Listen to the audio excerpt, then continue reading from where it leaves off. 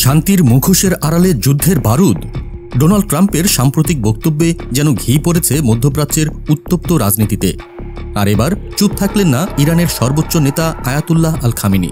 তিনি একেবারে প্রকাশ্যেই বললেন, ট্রাম্পের মুখে মধু কিন্তু অন্তরে বিষ। ইরানের রাজধানী তেহরানের এক মসজিদে দেওয়া শুক্রবারের বক্তব্যে খামেনি যুক্তরাষ্ট্রের প্রেসিডেন্টকে একহাত নেন।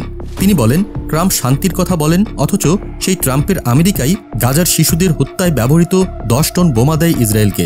তিনি স্পষ্ট করেন, ট্রাম্পের কথা উত্তর দেওয়ারই যোগ্য নয়। এটা বক্তারই লজ্জার বিষয়। এর ঠিক আগে সংযুক্ত আরব আমিরাত সফর শেষে সাংবাদিকদের মুখোমুখি হয়ে ট্রাম্প হুমকি দিয়ে বলেন, ইরান দ্রুত আমাদের প্রস্তাব মেনে না নিলে খারাপ কিছু ঘটতে পারে। তবে খামেনি দিলেন কড়া জবাব। তিনি বলেন, এই অঞ্চলের অশান্তির মূল হচ্ছে ইসরায়েলি শাসন, একটি ক্যান্সারের মতো বিপজ্জনক অস্তিত্ব, যা একদিন নিশ্চিহ্ন হবে ইনশাআল্লাহ। এদিকে ইরানের প্রেসিডেন্ট মাসুদ পেজেকশিয়ানও ট্রাম্পের শান্তির বার্তাকে সরাসরি ভণ্ডামি বলে আখ্যা দেন। তিনি বলেন, একদিকে শান্তির বুলি, আরেকদিকে গণহত্যার উন্নত অস্ত্রের হুমকি। আমরা কোনটিকে বিশ্বাস করব? তিনি পরিষ্কার করে দেন, ইরান আলোচনায় প্রস্তুত, কিন্তু হুমকিতে মাথা নত করবে না। তিনি আরও যোগ করেন, যুদ্ধ নয়, আমরা অধিকার চাই, কিন্তু আমাদের দৃঢ় অবস্থানকে অস্থিতিশীলতার উৎস বলাটা সম্পূর্ণ ভুল। এই মুহূর্তে ইরান ও যুক্তরাষ্ট্রের সম্পর্ক অত্যন্ত নাজুক।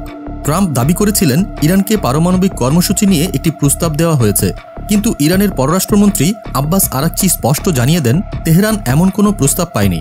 তিনি এক্স প্ল্যাটফর্মে বলেন, আমরা শান্তিপূর্ণ উদ্দেশ্যে ইউরেনিয়াম সমৃদ্ধ করার অধিকার কখনো ছাড়ব না।